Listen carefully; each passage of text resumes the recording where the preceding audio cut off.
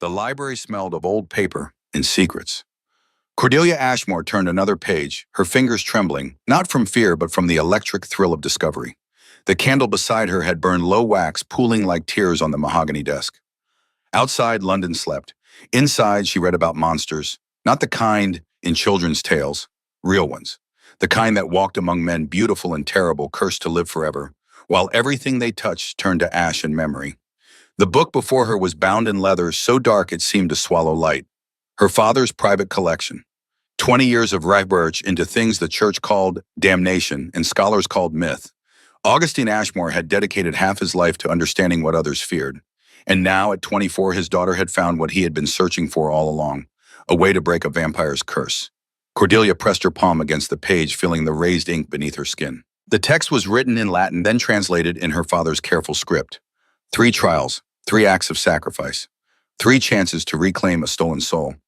Her heart beat faster, not because she believed in fairy tales, but because she believed in survival, and right now she needed a miracle that looked like a monster. The door creaked. Cordelia didn't turn. She knew that footstep, heavy, deliberate, the walk of a man who had never been told no. "You're awake late, my darling." Cassian Whitmore stepped into the candlelight, his smile sharp as a knife, handsome in the way dangerous things often are. Tall, broad-shouldered, with eyes the color of winter ice. 2 years ago, she had thought those eyes romantic.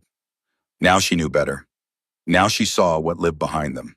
Hunger, control, the kind of love that felt like drowning. "I couldn't sleep," Cordelia said. She closed the book slowly, keeping her voice steady. Fear was a scent men like Cassian could smell. "The wedding plans, you understand." His smile widened. He moved closer, circling her chair like a wolf studying prey. "Our wedding plans," he corrected. His hand fell on her shoulder, heavy and possessive. 6 weeks, Cordelia. Then you'll be mine, properly, finally." She felt his fingers tighten through the fabric of her dressing gown. Her throat closed. 6 weeks. 6 weeks until she became proper.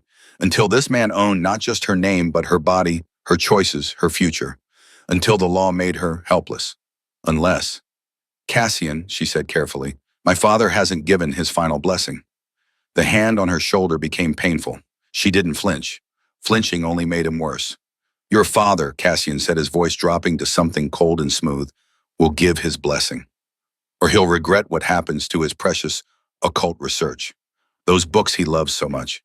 Would be a shame if they burned. If the church heard about his unholy interest." There it was. The threat beneath the charm. The iron fist inside the velvet glove. Cordelia's mind raced.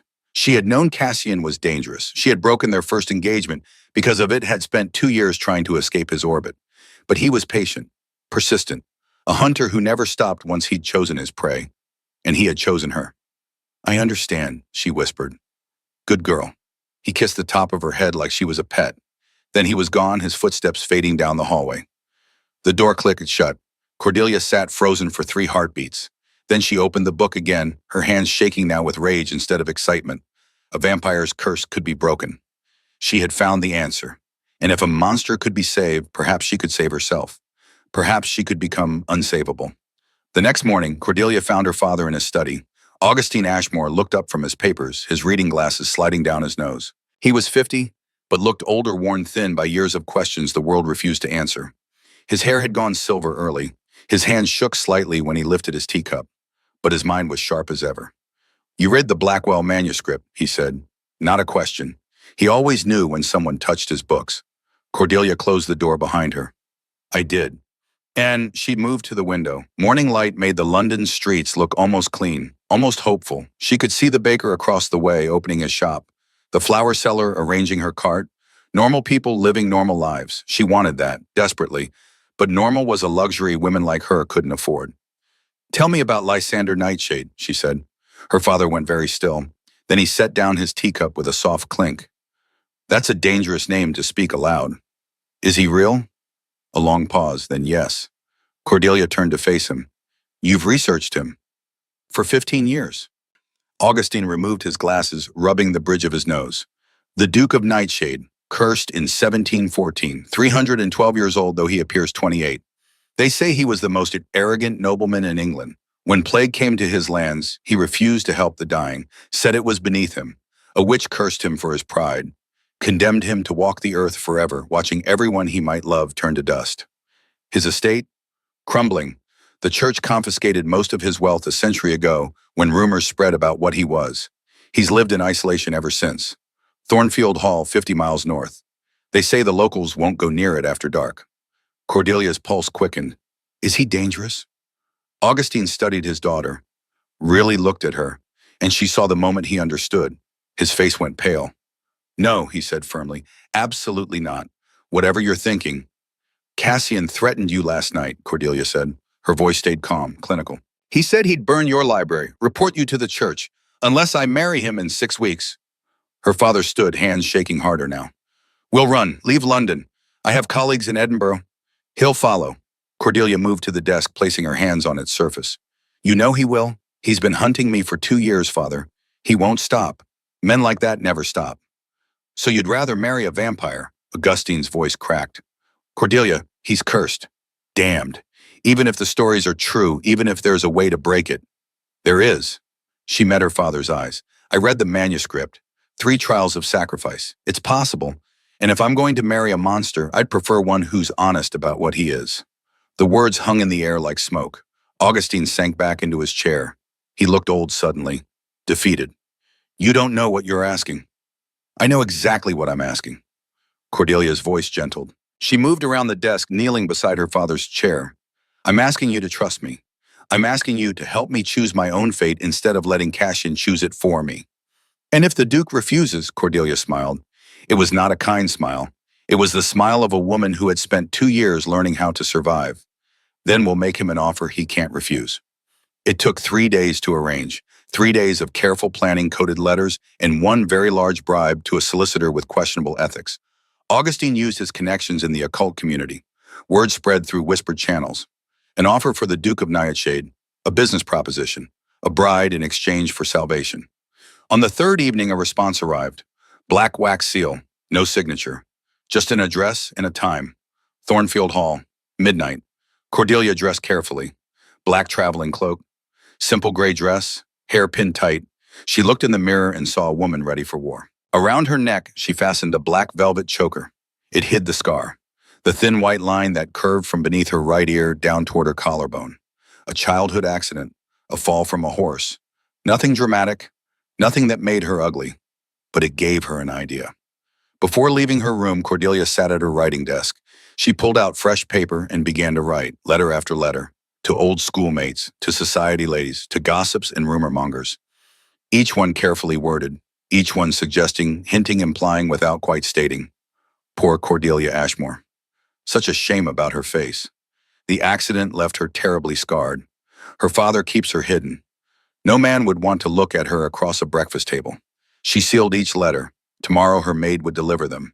By week's end, then all of London would whisper the same lie. The ugly Ashmore girl. It was perfect. Because if everyone believed she was hideous, then marrying her wouldn't look like a prize. It would look like charity, like sacrifice. And Lysander Nightshade would think he was getting exactly what a cursed man deserved. A bride he would never be tempted to love. Cordelia smiled at her reflection. Then she blew out the candle and went downstairs to meet her father. The carriage ride north was long and cold. Rain began to fall an hour outside London, turning the roads to mud. Augustine sat across from her, worry etched into every line of his face. It's not too late to turn back, he said. Cordelia looked out the window at the darkness rushing past. Yes, it is. He might kill you. Cassian will definitely destroy me. She met her father's eyes. At least with a vampire, I have a chance. That's not funny. It wasn't meant to be. The countryside grew wilder. Trees pressed close to the road like skeletal fingers.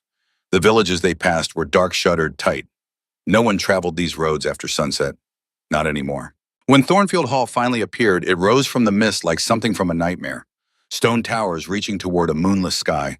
Windows dark as dead eyes. Walls covered in ivy that looked black in the rain. The carriage stopped. The driver wouldn't go further. He was local. He knew the stories. Augustine helped Cordelia down. They stood in the rain looking up at the iron gates. Beyond them, a long drive wound toward the house. Gravel and weeds. No lights, no movement. Last chance, her father whispered. Cordelia pushed the gates open. They shrieked like something dying. She walked forward. Augustine followed, one hand on the small pistol in his coat. Not that bullets would help, not against what lived here. The front door was enormous. Old oak iron banded carved with symbols Cordelia recognized from her father's books. Wards, protection, warnings. She lifted the knocker. It was shaped like a wolf's head. The sound echoed like a gunshot. Silence. Then footsteps. Slow, deliberate, coming closer. The door opened, and Cordelia Ashmore looked into the eyes of the monster she had come to marry. He was beautiful. That was the first shock. The stories always made monsters ugly, twisted, easy to recognize.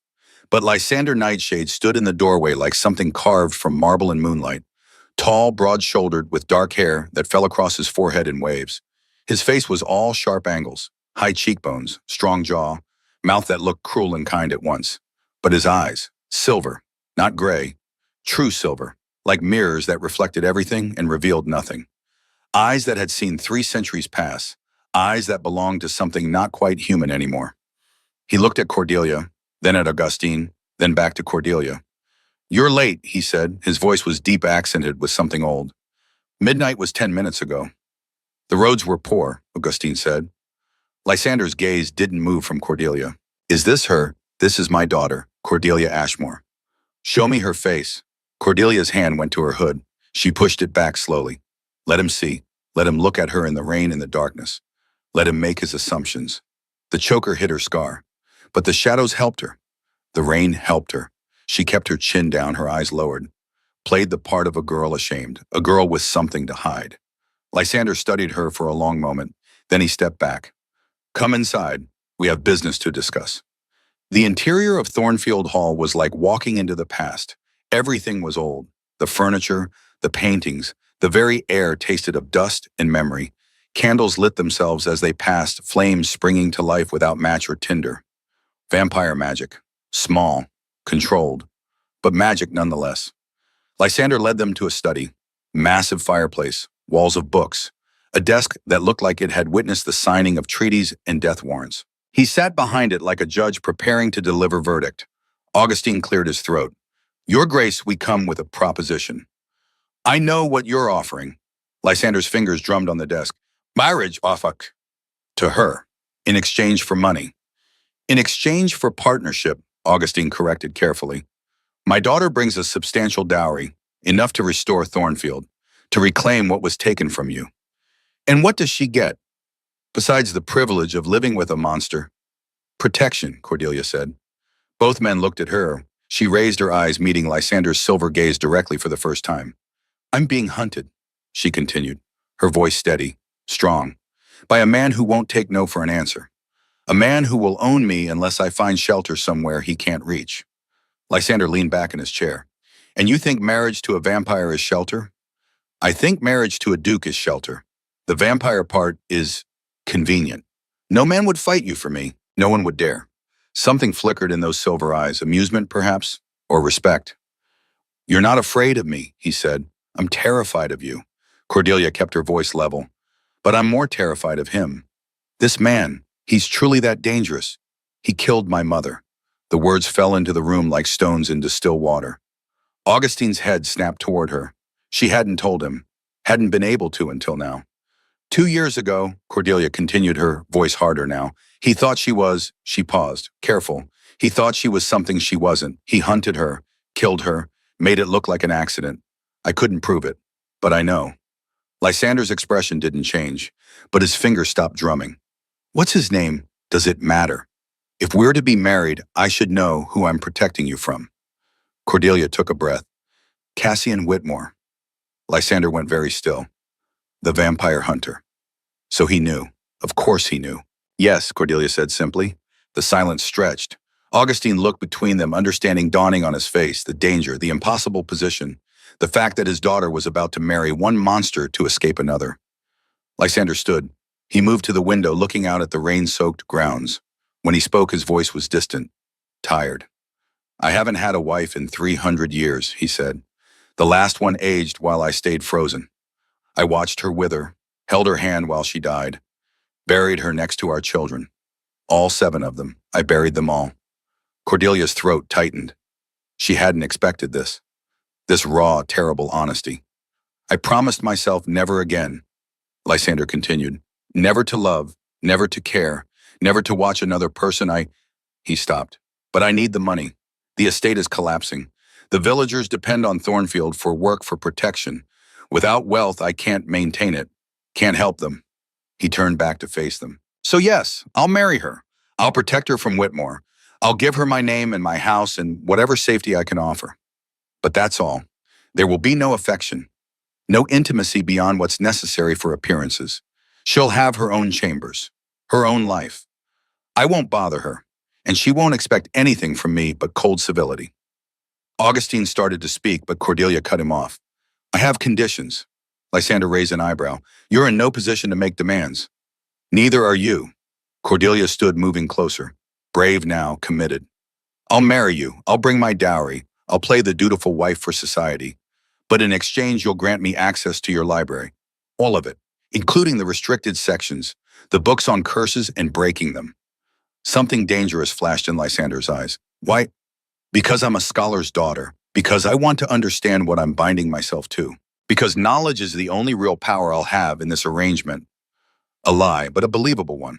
Lysander studied her, really looked at her, and Cordelia wondered if he could see through her, if 300 years had taught him to recognize deception. Fine, he said at last. The library is yours. Anything else? When the time comes, if there's a way to break your curse, you'll let me help you try. Now Augustine made a sound of protest, but Lysander held up one hand, silencing him. There is no way to break it, Lysander said flatly. Humor me. Why would you want to? If I become human, I become weak, mortal, old. I couldn't protect you from Whitmore anymore. Maybe I don't want to be protected by a monster forever. Cordelia held his gaze. Maybe I'd prefer to be married to a man. The words hung between them, truth and dare and challenge all at once. Lysander's mouth curved into something that wasn't quite a smile. You're either very brave or very foolish, Miss Ashmore. Perhaps both. Very well. If such a thing exists and if you wish to attempt it, I'll allow it. Though you'll be disappointed. I've spent 3 centuries looking for a way out. There isn't one. Then you have nothing to lose by agreeing. Except my dignity when you fail. I've read that vampires don't have much of that left anyway. Augustine made a choking sound, but Lysander laughed. Actually laughed. The sound was rusty, like something long unused. I think I might like you, Miss Ashmore, he said, despite my better judgment. Don't. Cordelia's voice turned cold. You said no affection. I'm holding you to that. This is business. Keep it business. The laughter died. Lysander's expression shuddered. Agreed, he said. When shall we marry? As soon as possible. Cassian expects me to marry him in 5 weeks. I need to be legally bound to you before then. 3 weeks, Lysander said. I'll arrange the license. The ceremony will be at the village church. Small, quiet, only necessary witnesses. Perfect. They shook hands. His skin was cold. Not deathly cold, just absent of warmth, like touching marble that had never seen sun. When Cordelia and her father left Thornfield Hall that night, rain still falling, Augustine finally spoke. You are playing a dangerous game, daughter. I know. He's not human. Whatever you're planning will work. Cordelia looked back at the dark shape of the house disappearing into the mist. It has to. Because she hadn't told her father the whole truth, hadn't told him what she'd really found in those ancient texts. The curse could be broken. 3 trials of sacrifice. 3 chances to reclaim a soul. But the trials had to be initiated by someone who knew what they were doing. Someone who understood the magic. Someone willing to risk everything. And Cordelia Ashmore had spent 2 years learning how to risk everything. She would marry the vampire. She would spread her ugly rumors. She would make London believe she was too hideous to inspire love. And then when everyone thought this was just a transaction between broken things, she would do the impossible. She would save him. Not because he deserved it, not because she loved him, but because saving a cursed vampire meant proving that curses could be broken, that prisons could be opened, that women like her could escape the monsters hunting them. And if that meant becoming the one thing Cassian Whitmore feared most, the wife of something more dangerous than himself, then so be it. Cordelia smiled in the darkness of the carriage. Let the games begin. The next 3 weeks passed in a blur of careful deception. Cordelia's letters worked better than she'd hoped. Within days, all of London whispered about the Ashmore girl. Poor tragic ruined, too scarred to show her face in society. Her father keeping her hidden out of shame. Cassian heard the rumors. He came to their townhouse 3 times demanding to see her. Each time Augustine turned him away with excuses. She was ill. She was indisposed. She was too distraught to receive visitors. On his fourth visit, Cordelia arranged to be seen from a distance. She wore heavy veils, walked with her head down, made sure he glimpsed her only in shadow. She watched from behind her curtains as he left, saw the disgust on his face. Good. Let him think she was damaged goods. Let him believe he'd won when she disappeared to marry some desperate duke in the north. Meanwhile, preparations continued. A trousseau purchased, papers signed, announcements carefully worded. The Duke of Nightshade, reclusive nobleman, to wed Miss Cordelia Ashmore in private ceremony. Bride's health prevents large gathering. Society would gossip, but society always gossiped. 2 days before the wedding, a package arrived at the townhouse. Black box, no card, inside a necklace. Diamonds and sapphires arranged in a pattern that looked like stars. Nightshade stars, the note said in elegant script. They've been in my family for 400 years. My first wife wore them. Wear them if you wish, or don't. Either way, they're yours now. Cordelia held them up to the light. They were beautiful, cold, perfect, like the man who sent them. She put them on. The weight around her neck felt like a collar and a crown at once. The night before the wedding, Augustine came to her room. He looked older than ever, tired. It's not too late, he said. We can still run. We'd never stop running. Cordelia fastened her jewelry box closed. This way I'm protected. You're protected. And maybe if I'm very lucky and very clever, I'll actually manage to break his curse. And if you can't, then I'll be the Duchess of Nightshade, living in a castle with a monster who's sworn to keep me safe. That's still better than being Cassian Whitmore's wife, living in fear, waiting for the day he decides I know too much about what he really is. Augustine sat heavily on her bed. I should never have let you read those books. You couldn't have stopped me. Cordelia crossed to him, taking his hands. Father, you taught me that knowledge is power, that understanding darkness doesn't mean surrendering to it. This is me using everything you gave me. Trust that. I do trust you. I just don't trust him. You don't have to. I do. And strangely, she did. Not because Lysander Nightshade was good, but because he was honest. He'd told her exactly what he was, what he could and couldn't offer. No pretty lies, no false promises, just truth cold and clear as the stones around her neck. The wedding morning dawned gray and still. Cordelia dressed alone. White silk dress. Simple. Elegant. No veil yet. That would come later. She looked at herself in the mirror, studied the face London thought was ruined. The face that was in truth entirely ordinary. Pretty enough. Nothing special. Just a woman with brown hair and blue eyes and a thin scar she'd learned to hide with jewelry and lies. A knock at the door. Her father dressed for traveling. Behind him, the carriage waited.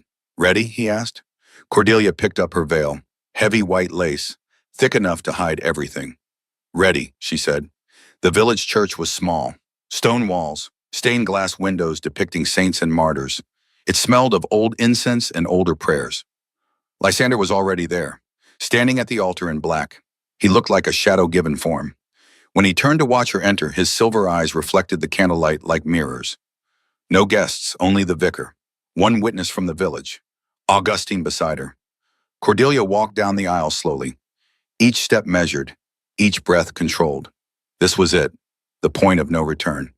The vicar began, words about duty and honor and commitment until death. Words people had spoken in this place for centuries.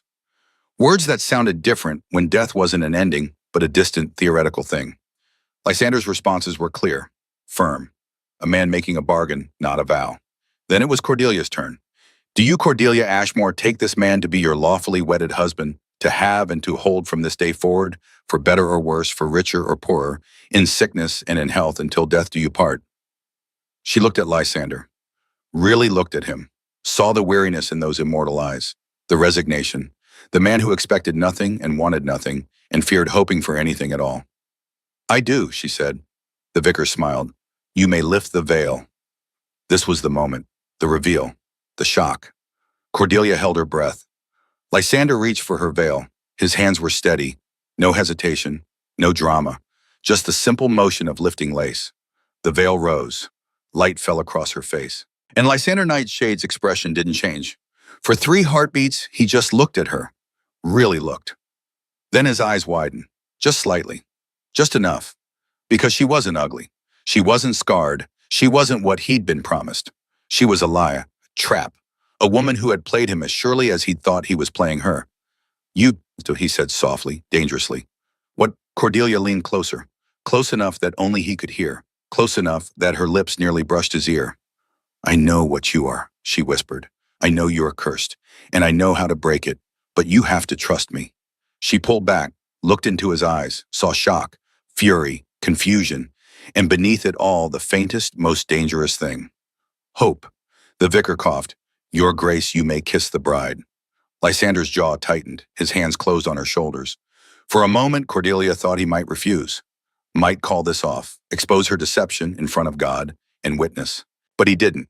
Instead, he pulled her close. His mouth found hers. The kiss was meant to be brief, performative, just for show. But something happened. Some spark, some recognition. His lips were cool, gentle, and entirely unexpected. When they broke apart, his eyes were still on hers, questions burning behind silver. The vicar pronounced them husband and wife. Cordelia smiled. Lysander did not. They signed the register, accepted Augustine's stiff congratulations, walked out into the gray morning as Duke and Duchess. The carriage that waited was Lysander's, black and ancient. When the door closed and they were alone, he turned to her. Explain, he said, one word, a command. Cordelia removed her gloves slowly, deliberately, making him wait. There's a book in your library, she began, the Blackwell manuscript, written in 1623 by a witch who specialized in breaking curses. My father has a copy. I've spent 2 years studying it. And I know what you are, what you've been searching for. The 3 trials. Lysander went absolutely still. You're lying. There are no trials. I've looked. You've looked in the wrong places. You've searched for magic, for spells, for some external force to save you. Cordelia met his eyes. But the curse isn't external. It's woven into your soul, and the only way to break it is through sacrifice. 3 specific sacrifices made willingly by 3 different people. That's impossible. Has anyone ever tried silence?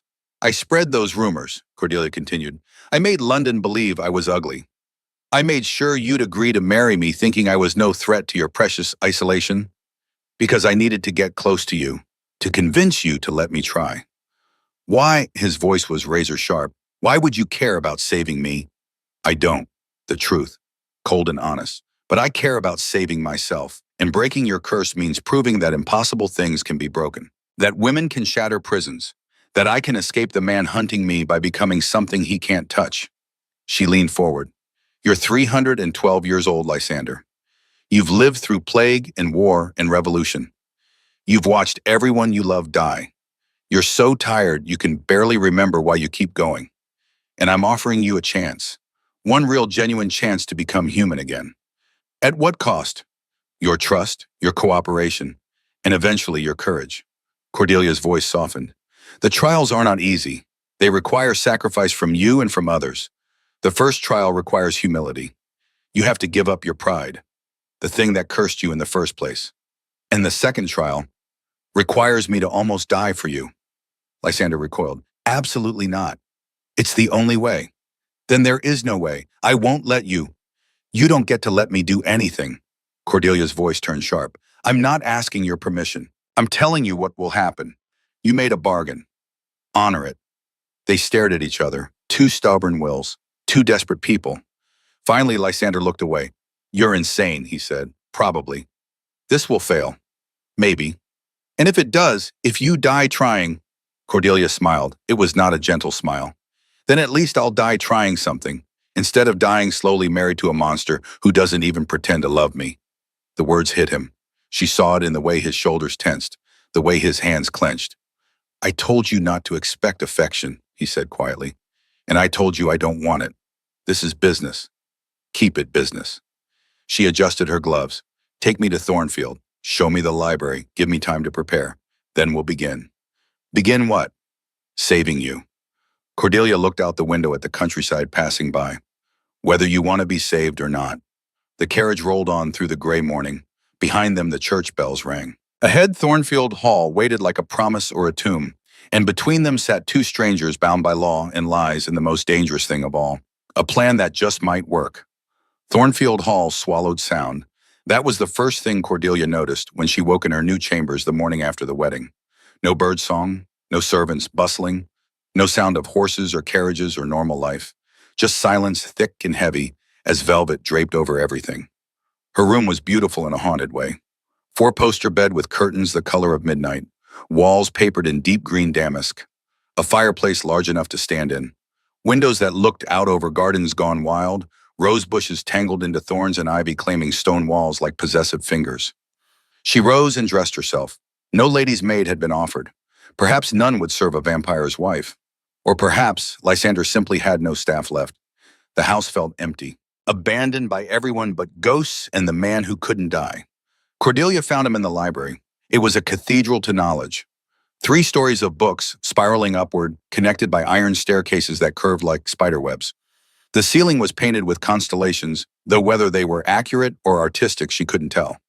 Light filtered through high windows, turning dust motes into floating galaxies. Lysander sat at a massive oak table reading. He looked up when she entered. No greeting. Just that silver gaze, cool and assessing. The restricted section is through the far door, he said. Combination is your birthday backwards. I assume you know it. You're giving me access already. We made a bargain. I keep my bargains.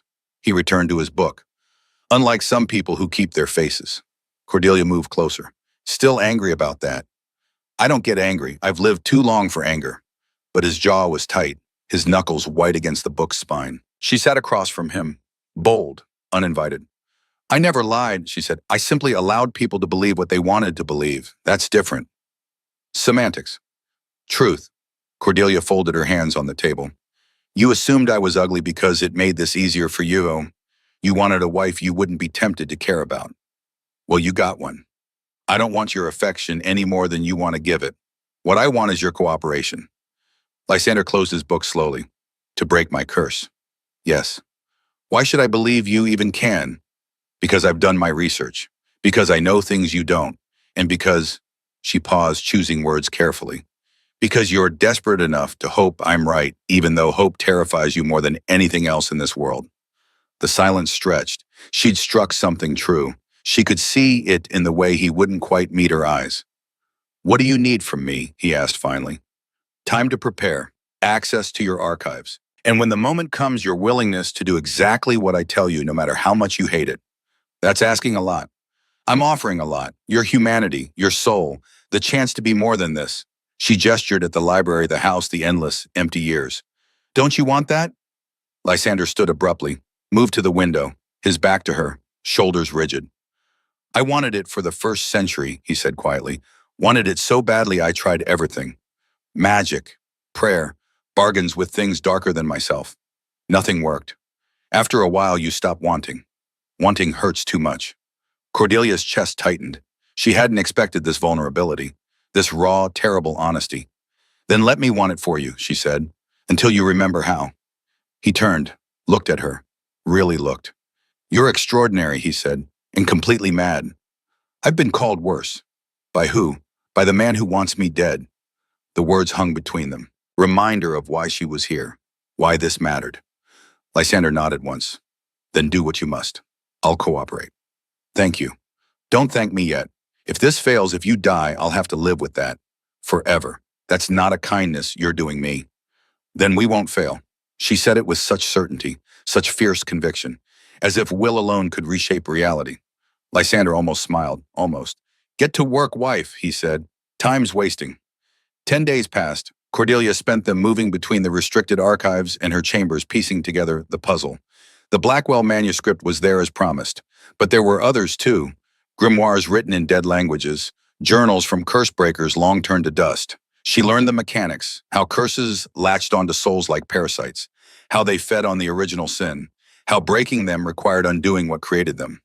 For Lysander, that sin was pride. Arrogance so profound he'd let people die rather than lower himself to help them.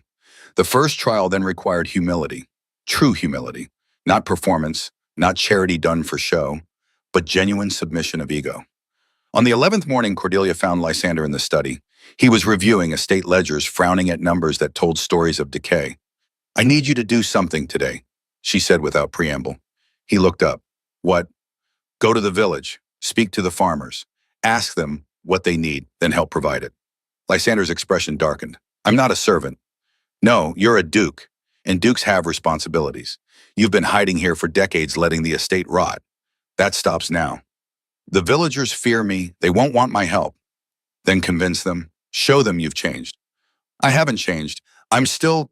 He stopped, reconsidered. What does this have to do with breaking the curse? Everything. Cordelia moved to his desk, placed her hands on it, leaned close. Pride cursed you. Humility will save you. You have to prove you're no longer the man who let people die. You have to earn your redemption. I'm a vampire. I don't get redemption. Not with that attitude. Despite himself, Lysander's lips twitched. You're relentless. I'm motivated. There's a difference. She straightened. This morning, the village. You're going. And if I refuse, then I'll go alone and tell them all that their duke is a coward hiding in his castle. See how well that works for your reputation. Lysander stood, moved close to her, close enough that she could feel the unnatural stillness of him, the way he didn't breathe, didn't blink as often as humans did. You blackmail your own husband. You said keep it business. This is business. They stared at each other, wills locked, neither giving ground.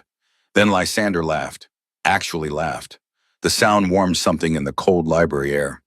Fine, this morning. But if they tried to stake me, you're explaining to your father why his clever daughter got herself widowed in a fortnight. Deal. The morning was cold and bright. Frost painted the windows silver. Cordelia dressed in simple wool, warm and practical. When she came downstairs, Lysander was waiting. He wore black as always, but he'd made an effort. Hair combed, face shaved, looking less like a monster and more like a lord. Together they walked to the village. It was perhaps a mile through woods that had once been groomed and now grew wild. Lysander moved silently beside her, his boots making no sound on the frozen ground. You don't have to do this, he said at one point. Come with you. Risk yourself for me. You could stay safe at Thornfield. Let me handle Cassian when he comes. And if you fail, if he kills you, I'm already dead. I have been for 300 years. Cordelia stopped walking, looked at him. That's not true. Dead things don't feel. They don't fear. They don't hope against hope that maybe, just maybe, there's a way out of the dark. You barely know me. I know enough. You know facts, history, what I am. You don't know who I am. Then show me. She started walking again, starting today. The village was smaller than Cordelia expected. Maybe 30 cottages clustered around a green, a church at one end, an inn at the other. Smoke rose from chimneys, chickens scratched in yards. Normal, peaceful, until they saw Lysander. The first woman to spot them grabbed her child and ran inside. A man mending a fence dropped his hammer and made a sign against evil. Within minutes, the street cleared. Doors slammed, windows shuttered. Lysander's expression didn't change, but Cordelia saw his hands clench. See, he said quietly, they hate me. They fear you. That's different. She raised her voice. Please, we've come to help. Whatever you need, repairs, supplies, anything. Silence. Then a door opened. An old woman stepped out. She was bent with age, her face a map of wrinkles, but her eyes were sharp, shrewd. You're the new Duchess, she said. I am. Cordelia Nightshade. And you came here willingly, married him knowing what he is.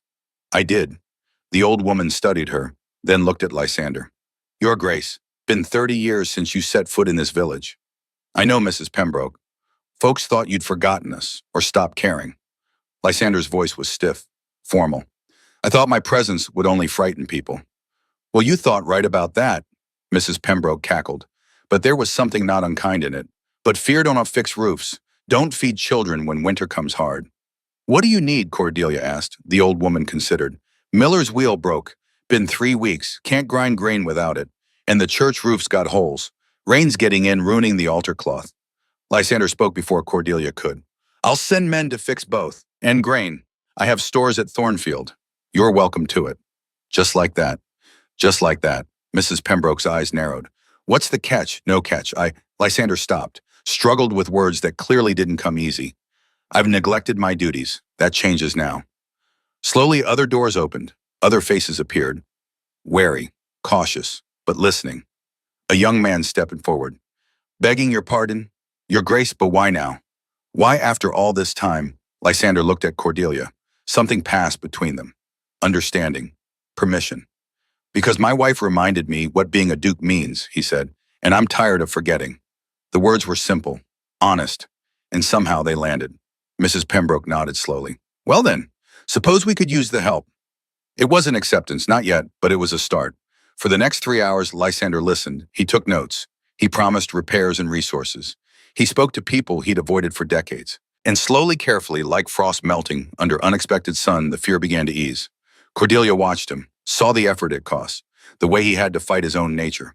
300 years of isolation didn't vanish in a morning, but he tried, and that she thought might be enough. They were walking back through the woods when Cordelia felt it, the prickle at the back of her neck, the sense of being watched. She stopped. Lysander. He'd already sensed it. His body went perfectly still, predator alert. A man stepped onto the path ahead of them. Cassian Whitmore. Cordelia's blood turned to ice. He looked the same. Tall, handsome, smiling that smile that had once charmed her and now made her skin crawl. He wore traveling clothes dust on his boots. He'd ridden hard to get here. Cordelia, he said warmly, as if they were old friends, as if he hadn't threatened her, hadn't hunted her. What a lovely surprise. Lysander moved between them instantly. His voice dropped to something cold and dangerous. Leave. Now. Cassian's smile widened. Is that any way to greet a guest? I've come to congratulate the happy couple. We don't want your congratulations, Cordelia said. She kept her voice steady, showed no fear. Go back to London. Can't do that, I'm afraid. You see, I have some questions. About your hasty marriage, about your new husband. His eyes flicked to Lysander. About what exactly you married. Lysander's hands flexed. Cordelia saw his fingers sharpen slightly, claws beginning to emerge. She touched his arm. A warning, not yet. I married a duke, she said to Cassian. That's all you need to know. Is it? Cassian moved closer. Lysander tensed but didn't attack. Because I've been doing research. Interesting things about Thornfield Hall, about the Duke of Nightshade, about how he never ages, never dies, never shows his face in daylight if he can help it. Folklore, Cordelia said. Stories, nothing more. Are they? Cassian's voice dropped. Because 2 years ago I hunted something I thought was a vampire. It had your mother's face. The world stopped. Cordelia couldn't breathe, couldn't move. What? She whispered. Oh, you didn't know. Cassian's expression was pure cruelty. Your dear mother, I received information that she'd been turned, that she was hunting in London, feeding on innocence. So I did my duty. I tracked her, cornered her, killed her. You're lying. But Cordelia's voice shook, because suddenly pieces were falling into place. The way her mother died, the strange circumstances, the speed of it all. I'm not. Cassian pulled something from his coat, a locket, gold, with a small portrait inside, Cordelia's mother's face. She begged, Cassian continued, said she wasn't a monster, that she was human. But they all say that. So I staked her, watched her die. And do you know what? She bled red, human red, because she wasn't a vampire at all. Cordelia's knees went weak. Lysander caught her, held her up. You killed an innocent woman, Lysander said. His voice was death itself. I killed what I thought was a threat. Cassian shrugged. Mistakes happen, but I learned from it. Got better at recognizing the real monsters. His eyes fixed on Lysander. Like you. Run, Lysander said softly. Run now or I'll kill you. Will you hear in front of her? Let her see what you really are. Cassian spread his arms. Go ahead. Show her the monster. Prove me right. Lysander's body trembled with restraint, every muscle screaming to attack, to rip, to kill. But he didn't, because Cordelia's hand was on his arm, because she was crying, because he felt her pain like a knife in his own chest. Don't, she whispered. Please, not like this. Lysander looked down at her, saw the tears, the grief, the way she held on to him like he was the only solid thing in a collapsing world. And something in him shifted, something he'd thought long dead. He cared. God help him, he actually cared. He stepped back, drew Cordelia close, protective. Leave, he said to Cassian. I won't warn you again. Cassian's smile faded. She's mine. You stole her. She was never yours. She chose. She chose a corpse, a damn thing. When I expose what you are, when I bring proof to London, they'll annul this marriage, and she'll come back to me, where she belongs. Over my dead body. That, Cassian said, can be arranged. He turned and walked away, disappeared into the trees like smoke. Cordelia collapsed. Lysander caught her, held her while she sobbed, while 300 years of practiced detachment crumbled in the face of one simple truth. He couldn't watch her suffer. He'd broken his own rule. He'd started to care. That night, Cordelia locked herself in her chambers, Lysander paced the hallway outside, listening to her cry, wanting to comfort her, not knowing how. Around midnight, her door opened. She looked terrible, eyes red, face blotchy, hair loose. "I need to do the second trial," she said. "Now." "You're in no state." "I'm in exactly the right state. I'm angry, I'm grieving. I'm ready to risk everything." She grabbed his arm. "The ritual requires genuine sacrifice, real willingness to die. I have that now. Let's use it." "Cordelia, my mother is dead because of him, because he hunts what he doesn't understand, because he kills first and asks questions never." Her voice broke. "If I don't do this now, if I don't try to break your curse, then I'm admitting he wins. That monsters are better than humans. I won't do that." Lysander stared at her. This fierce, broken, extraordinary woman. "Tell me what you need," he said. She led him to the library, to the restricted section, to books so old the pages crumbled at the edges. "The second trial requires blood sacrifice," she said. "The vampire must give up what he values most." "I thought at first it meant your immortality, but it doesn't." "Then what us?" She looked up at him. "It means whoever you care about most has to nearly die. Their blood freely given weakens the curse, but they have to choose it, knowing the risk." Lysander felt something cold slide down his spine. "No. Yes.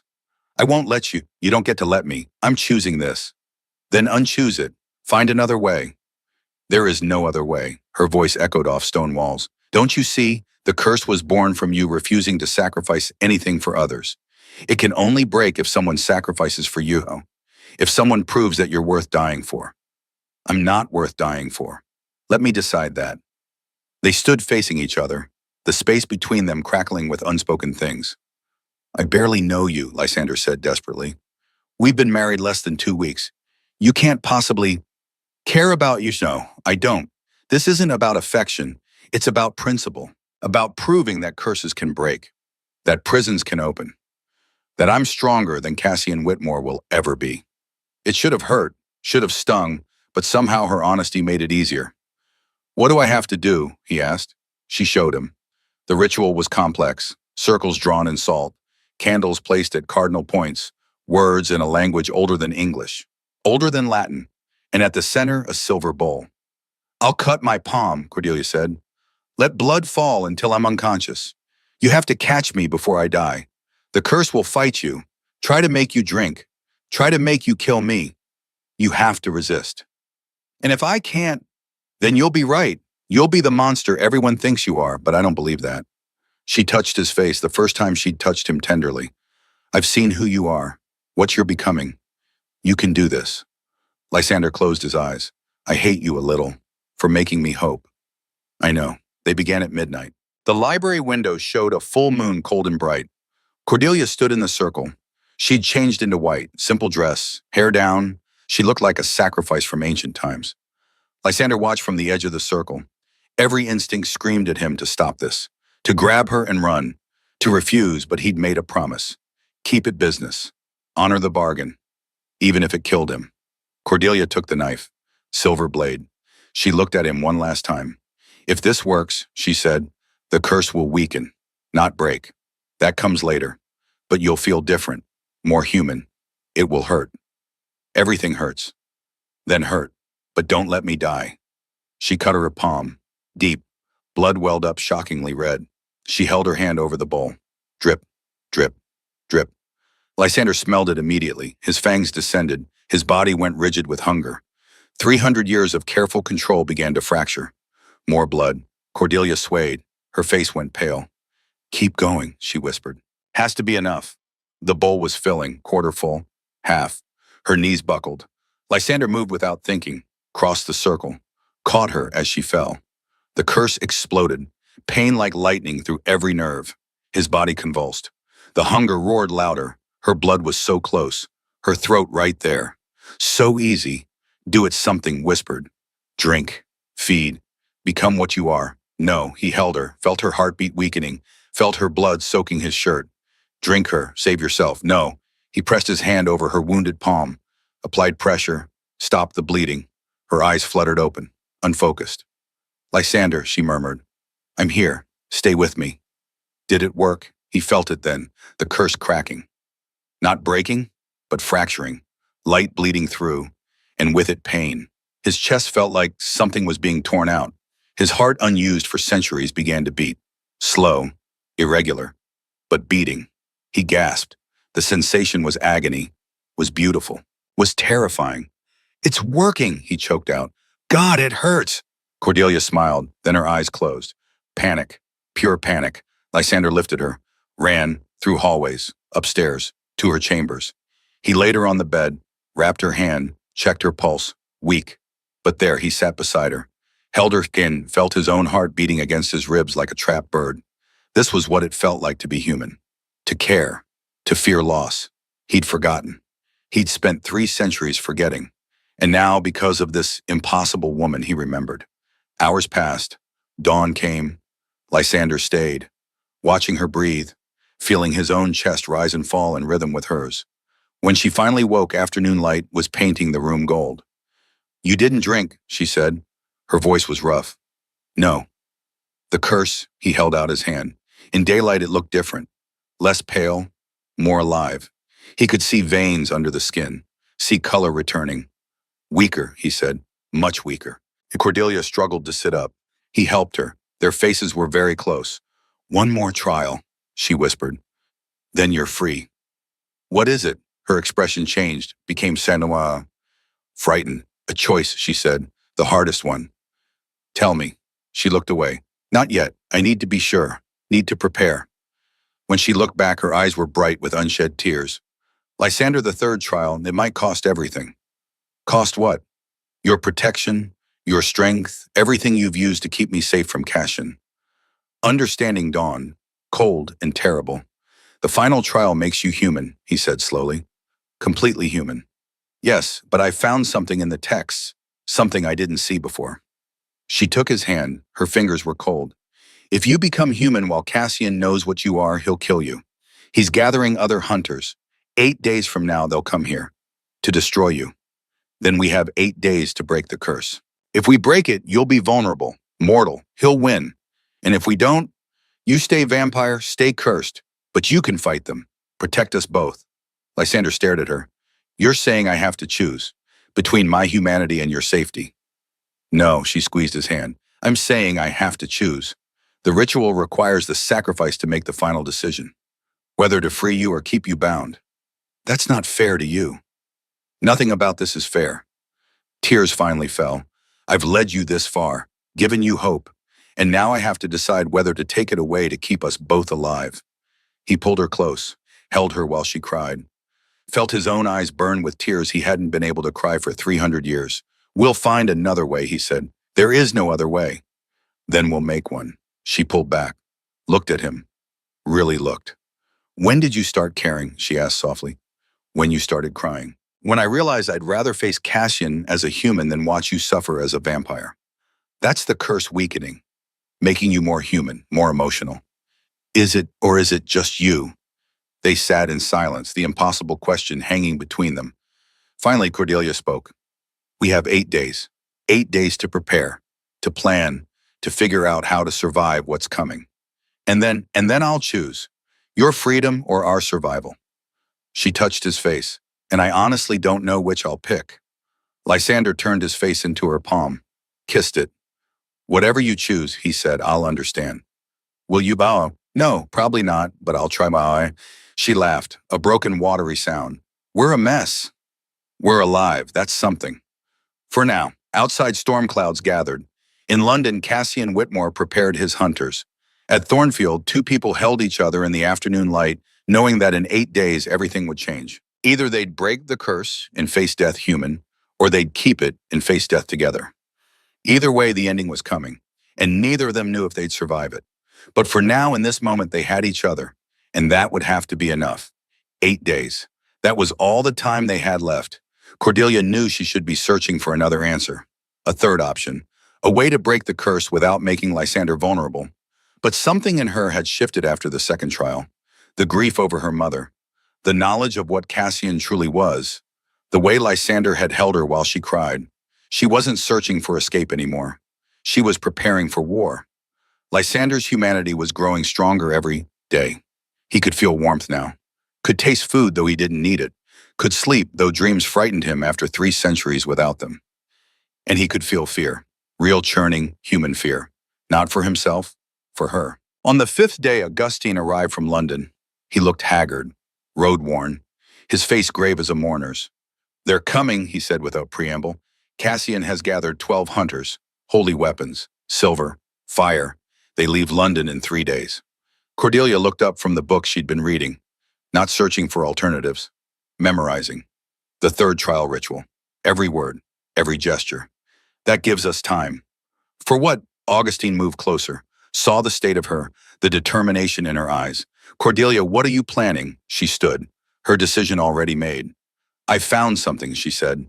Her voice was steady, in a text from 1502, written by a witch who specialized in curse transference. Lysander, who had been standing by the window, turned sharply. "Transference. Curses can be moved from one soul to another if the recipient is willing, if they understand the god." "No, Gush." Lysander crossed the room in 3 strides. "Absolutely not. You're not taking this curse. Listen to me. No, I won't let you become what I am. I won't watch you suffer for centuries." "It wouldn't be centuries." Cordelia grabbed his arms. "Don't you see that's the brilliance of it? The curse weakens with each transfer. What took you 300 years to barely crack, I could break in minutes." Augustine's face went white. "You want to become a vampire?" "Temporarily, just long enough to—" "There's no such thing as temporarily." Lysander pulled away. "Once you're turned, you're damned, forever. Unless I break the curse immediately after." Cordelia's eyes were fierce. "The third trial ritual. I've memorized it. Every word, every gesture. Once I take the curse, once you're human, I perform it on myself, and we both go free. And if it doesn't work," Lysander's voice broke, "if you're wrong, then I'll be what you were, and you'll be what I am, and at least one of us will be free." The silence was crushing. Augustine sank into a chair. "This is madness. This is the only way." Cordelia turned to him. "Father, you've studied this your whole life. Tell him I'm right. Tell him it could work." Augustine looked at his daughter, at the Duke, at the terrible choice before them. "Theoretically," he said slowly, "theoretically, yes, if the transfer is willing. If the curse is already weakened. If she performs the ritual perfectly." He stopped. "But the margin for error is non-existent. One mistake, and she's trapped. Forever." "I won't make a mistake." "You're gambling with your soul." "I'm choosing my fate." Cordelia's voice was steel. "Isn't that what you taught me? That knowledge is power, that understanding darkness means we can fight it." Lysander grabbed her shoulders, forced her to look at him. Why would you do this? You said it yourself. You don't love me. This is business. So why sacrifice everything?" Cordelia met his eyes, silver still but warming. "More gray now than mirror. Because Cassian killed my mother thinking she was a monster. Because he hunts what he doesn't understand. Because if I let him win, if I let him kill you for being cursed, then I'm saying my mother died for nothing." Her voice hardened. "And because someone has to prove that redemption is real. That curses can break. That monsters can become men. I'm not worth this. Let me decide what you're worth." They stared at each other, the air between them charged with everything they wouldn't say, couldn't say. Finally, Lysander released her. "Step back. If we do this," he said quietly, "if I turn you, I want something in return." "What?" "A promise that if the ritual fails, if you're trapped, you'll let me stay with you. Not as your servant, as your equal. 2 cursed things facing eternity together." Cordelia's throat tightened. "Lysander, promise me, because I can't do this otherwise. Can't watch you become what I was and then abandon you to it. Promise me." She saw what this cost him. This admission, this willingness to remain damned if she was. "I promise," she whispered. He nodded once, then left the library. She heard his footsteps fade down the hallway. Heard a door close somewhere distant. Augustine stood, came to his daughter, put his arms around her. "You're the bravest person I know," he said, "and I'm terrified for you." "I'm terrified too." She leaned into him, let herself be small for just a moment. "But I'm more terrified of the alternative. When did you become so fearless? When fear stopped being enough to keep me alive." They came on the 8th day, just after sunset. 12 men on horseback carrying torches that turned the twilight orange. Cassian led them. He sat straight in the saddle, confident, a general leading his army to righteous victory. Cordelia watched from the tower window. She'd spent the last 3 days preparing, sleeping, eating, making peace with her choice. Now she wore black, Simple dress, hair braided tight. Around her neck, the nightshade stars glittered cold and deadly. Lysander stood beside her. He looked more human every hour. Color in his cheeks, warmth in his skin. The curse was unraveling. Without the final trial, it would snap back, reclaim him. But for now, he was caught between. Neither fully vampire nor fully human. Vulnerable. They'll surround the house, he said. His voice was calm, battle calm. Try to burn us out, or force entry and hunt room by room. Can you still fight them? Some, not as I could before. He flexed his hands. Claws barely emerged, weak, pathetic. But I'll try. No, Cordelia touched his arm. We do this my way, remember. Your way gets you killed. Your way gets us both killed. She turned to him. Trust me. Please. He looked at her. This extraordinary woman who had walked into his life and shattered 300 years of careful, safe isolation. I do, he said. God help me, I do. Below, Cassian's voice rang out. Nightshade, come out, face justice for your crimes. Cordelia moved to the window, leaned out where they could see her. What crimes? She called down. Being what he was cursed to be, that's not a crime. That's a tragedy. Cassian's horse shifted. He's a vampire, a demon, an abomination. He's my husband, and you'll have to go through me to get to him. So be it. The hunters dismounted. They carried stakes, silver blades, holy water, crosses, all the tools of their trade. They moved toward the house like wolves circling prey. Cordelia pulled back from the window. Now, she said to Lysander, before they breach the doors, do it now. Cordelia, we don't have time for doubts. They're here. This is happening. Bite me. Transfer the curse or we both die in the next hour. Lysander's hands shook. I can't. You have to. There must be another way. There isn't. She grabbed his face, forced him to look at her. I've spent days searching. This is it. This is the only chance. So either you trust my research or you've been lying about believing in me. The words struck home. She saw it in his eyes. Damn you, he whispered. Probably. She tilted her head, exposed her throat. The choker had hidden her scar for so long. Now she tore it off, let him see. The thin white line. The old wound. Here, she said. Make it clean. Make it quick. Below, glass shattered. The hunters were breaking in. Lysander pulled her close. His breath was warm against her skin. Human breath. Human heat. I'm sorry, he said. Then his fangs descended. Still sharp. Still deadly. One last gift from the curse before it left him. He bit. Pain. Sharp and bright and total. Cordelia gasped. Her hands clutched his shoulders. Held on. He drank. Not much. Just enough. The curse knew. It recognized the ritual. Recognized the willing sacrifice. And it moved. Cordelia felt it. Like ice flooding her veins. Like darkness pouring into her soul. The curse left Lysander and found her. Wrapped around her heart. Her lungs. Her bones. She screamed. Lysander pulled away. His mouth was bloody. His eyes wide with horror. Cordelia. But she was changing. Her skin went pale. Marble pale. Her eyes darkened, shifted, turned silver. The hunger hit. Massive. Overwhelming. She could smell blood everywhere. Lysander's. The hunters. Her own father's somewhere in the house. She wanted it, needed it. The thirst was agony. Fight it, Lysander said. He was crying. Fully human now, fully mortal. Cordelia, fight it. Don't let it take you. She fell to her knees, tried to breathe, but vampires didn't need breath. Her body was forgetting how to be human. The ritual, she gasped. Help me. The words. I don't know them. You never told me. The book, library. Third shelf. Red binding. Footsteps thundered up the stairs. The hunters were coming. Lysander ran. Cordelia stayed on the floor, trying to hold on, trying to remember who she was, what she was fighting for. The door burst open. Cassian stood there. He saw Cordelia, saw the blood on her neck, the silver eyes, the transformation. No, he breathed. You let him turn you, you fool. Cordelia rose, slowly. The vampire's strength was intoxicating. She felt powerful, unstoppable. 300 years of accumulated magic flowed through her. Not a fool, she said. Her voice was different, deeper, colder. A volunteer. Cassian raised his stake.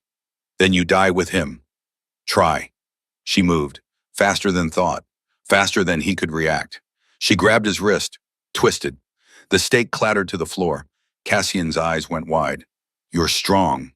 I'm furious. She threw him. He hit the wall, slid down, gasped for breath. The other hunters filled the doorway. They saw what she'd become. Horror crossed their faces. She's turned, one shouted. Kill her. Kill them both. They charged. Cordelia met them. She didn't know how to fight, but the curse did. 300 years of Lysander's memories. His instincts, his survival skills. They flooded her, guided her hands. She fought like something unleashed. Blocked blows, dodged stakes, moved with grace that wasn't hers but was becoming hers. She was magnificent, terrifying. A vampire in her first moments, the most dangerous kind. Lysander returned with the book. He saw the carnage, hunters on the ground, Cassian struggling to stand, Cordelia standing in the center of it all, breathing hard eyes blazing silver. Cordelia, he shouted, the ritual now. She turned to him.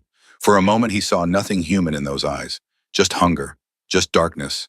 Then she blinked, fought for control. Read it, she said. I'll hold them.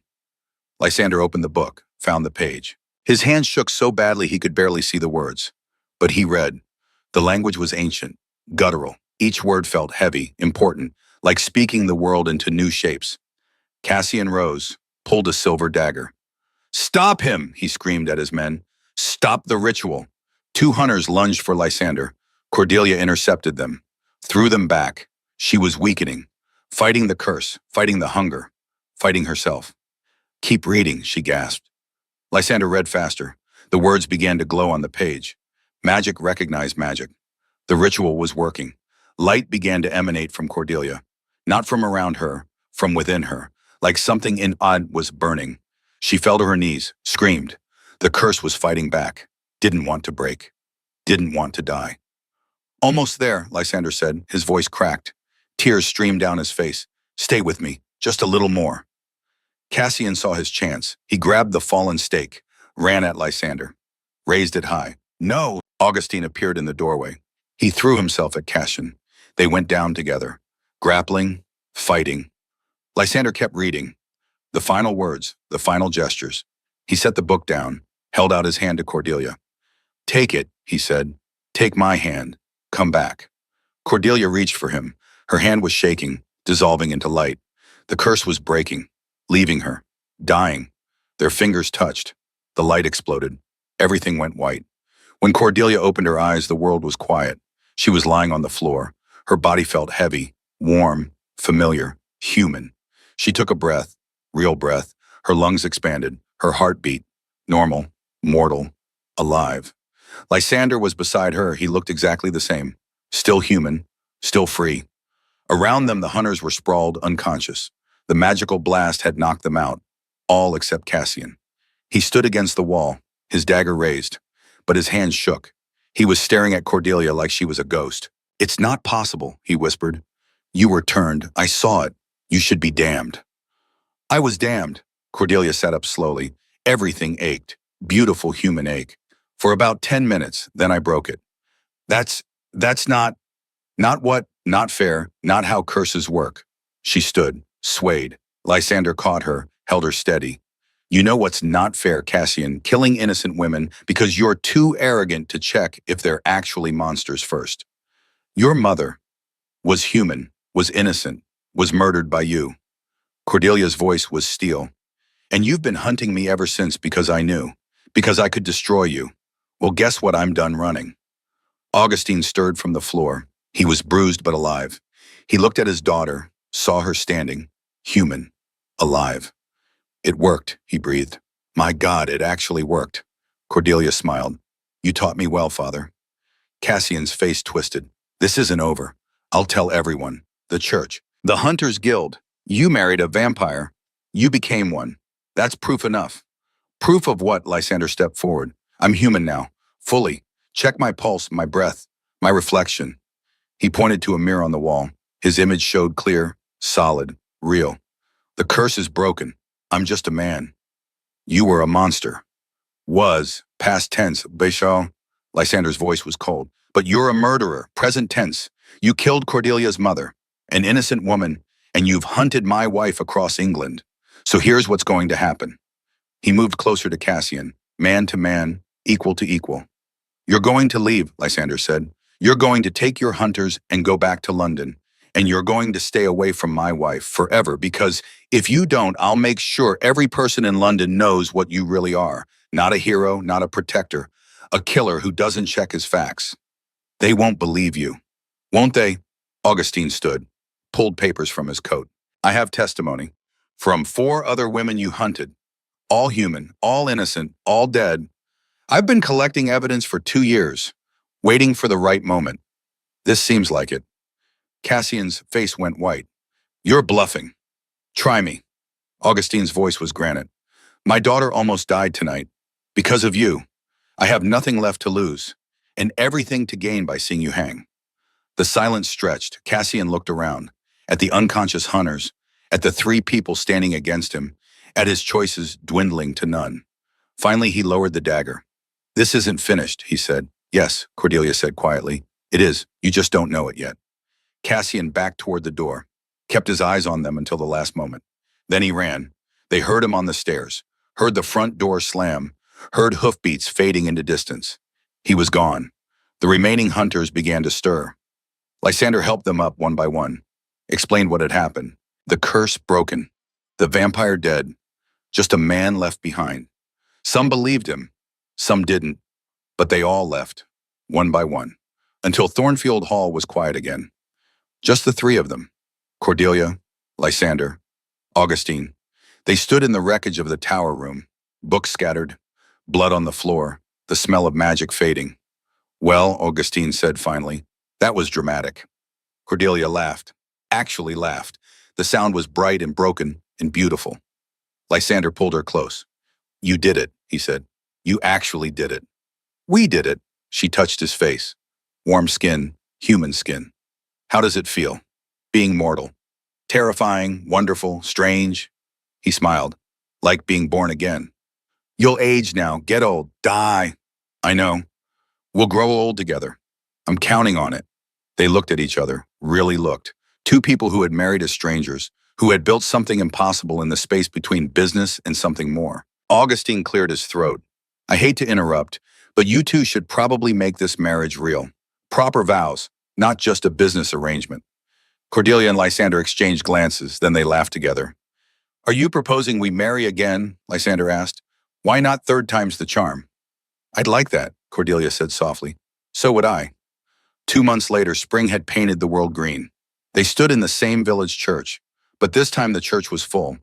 Villagers who had learned to trust their duke, scholars who'd heard about the curse breaking, friends who'd watched 2 strangers become something more. Augustine walked Cordelia down the aisle. She wore white, but no veil this time, just her face, her truth. Lysander waited at the altar. He looked nervous, humanly nervous. The vicar spoke briefly, then Lysander took Cordelia's hand. I'm not promising forever, he said. We're human now. We get maybe 50 years if we're lucky. But I'm promising today, and tomorrow, and every day after until time runs out. I'm promising to choose you. Cordelia squeezed his hand. You gave me back my courage. I'll spend the rest of my life reminding you you're worth saving. They kissed, not magical, just real. The church erupted in applause. That evening they stood in what had been the library. They'd converted it into something new. The Nightshade Academy for Occult Research. A place where people could study curses, learn to break them, help others trapped in darkness. Augustine would run it. Applications had already arrived from across England. Cordelia and Lysander stood by the window, watching the sun set over the grounds. Any regrets? Lysander asked. Cordelia thought about it, about everything they'd been through, everything they'd lost and gained. No, she said finally, this is exactly where I want to be. Even married to a former vampire? Especially that, he laughed, pulled her closer. They watched the stars come out, the same stars that had witnessed 300 years of loneliness. But tonight they witnessed something new. 2 people choosing each other. Not because they had to, but because love wasn't about perfection.